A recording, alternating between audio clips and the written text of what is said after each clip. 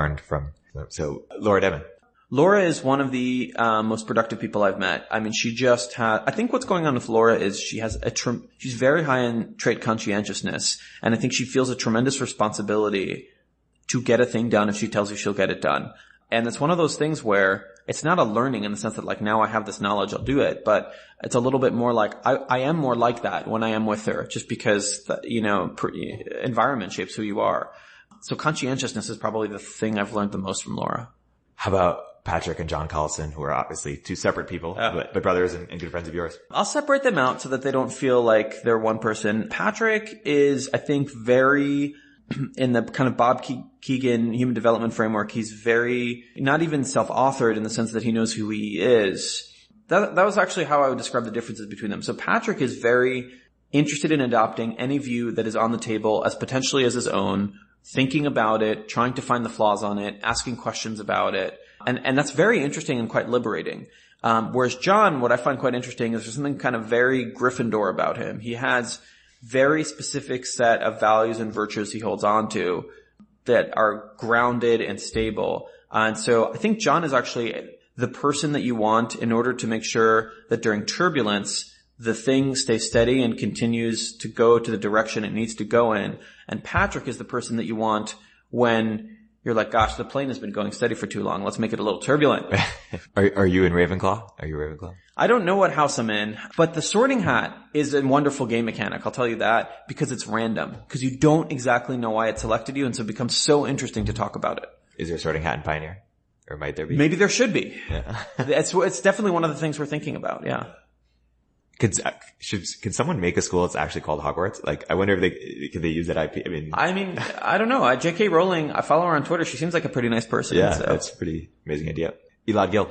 Yeah, Elad is someone I hold as a very close friend, honored to be his friend. It's a lot of things I've learned from him.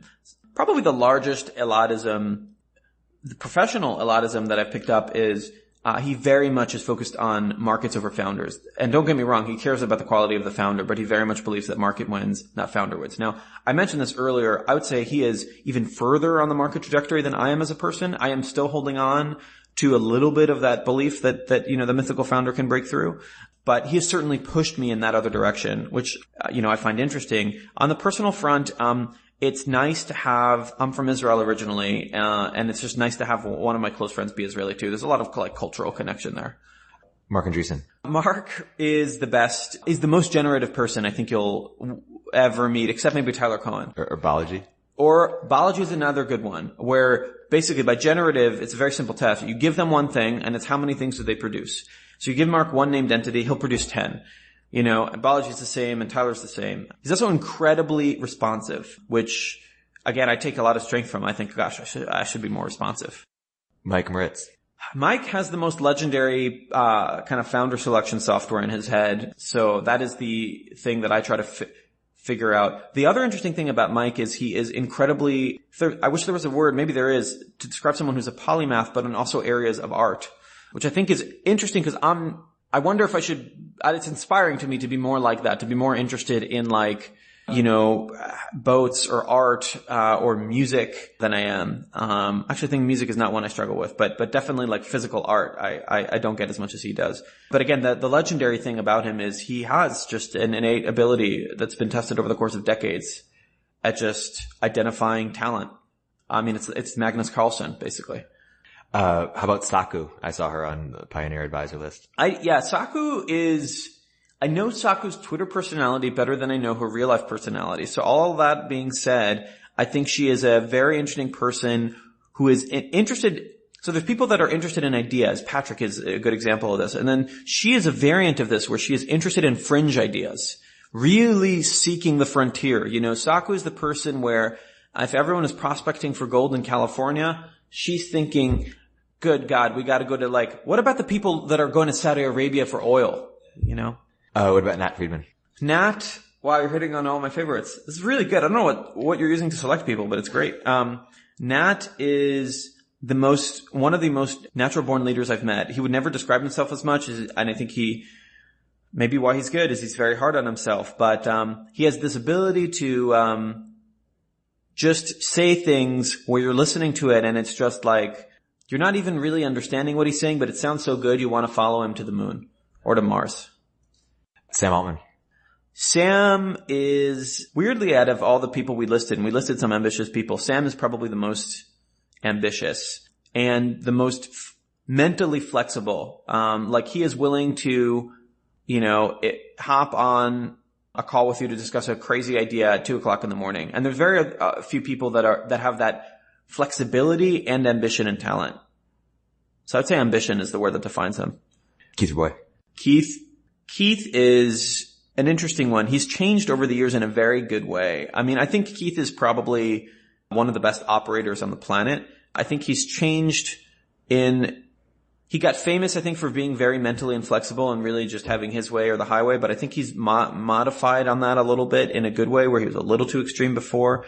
And now maybe as a prospect of going from operating to investing, he's willing to kind of accept or tolerate, at least test in his head, alternative thoughts of view. But, if two words to describe Keith would definitely be operational excellence. Yeah. Anything worth adding about Balaji or Tyler? Here's the thing a few people know about Tyler. Tyler's an incredibly kind person. He famously has donated the proceeds of his latest book to basically a person he met in Ethiopia. And that's not something you see in the kind of traditional Tyler view where he has this economics blog that he posts about. He has also all the things you'd expect. He knows all the things. So that's kind of interesting. Balaji is he's a variant of that where I think Tyler has more breadth of knowledge. I think Balaji has depth of knowledge in certain areas that's unprecedented and seems to have, and he also goes crazy with analogies and he's much better at this than me. And he's much better at kind of creating a Twitter catchphrase than me. And I've wondered a lot about what the heck is going on. We literally have within this small circle of people you mentioned, we have this concept of a Balajiism. And that's when you come up with a perfect catchphrase, for something. And I think it's because his mind seems to constantly be indexing information in kind of weird and different ways. So it's very easy for him to think of when you say, something like, gold, Bitcoin is, he'll come up with like some catchphrase that just, when you hear it in your head, sounds amazing. Yeah. Last living person, Peter Thiel? Peter Thiel. I don't know Peter that well, honestly. Peter strikes me as very self-actualized. I mean, I think he's figured out who he is, and he does not seem to want to deter from that, which allows him to explore ideas and people that I think others, including myself, are not fully capable of doing because we care about what others in the leaderboard think about us. I think that's a great way of putting it. Dead people, before we close, Benjamin Franklin and Shackleton. Wow. Ben Franklin has a little bit of a pioneer story. So I kind of always endeared that. I believe, he was certainly not bred into economics. I forget the exact origins of it. To me, Ben Franklin and Warren Buffett are intertwined, are kind of very linked. Just because I read The Intelligent Investor at the same time I went through this process of reading all of Warren Buffett's letters. Both of those people, the key about them is just the time horizon is incredible.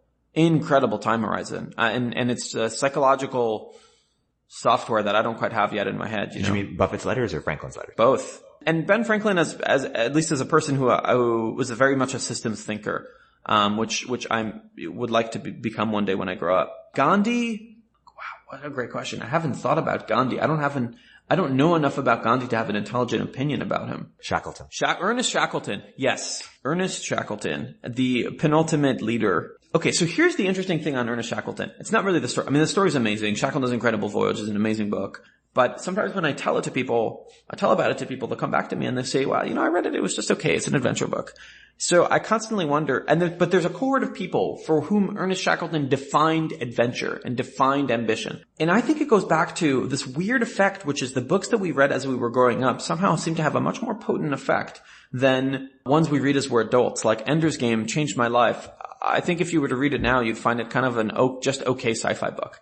So to me, Ernest Shackleton's amazing, but the question is, why don't all people think he's amazing? It's because I think, again, there's something really wonderful about how novel everything is when you're kind of reading as a teenager, because you don't have a bank of information. You have nothing to compare against. When you're reading the book, there's no author criticism in your head where you're like, this is bad character creation.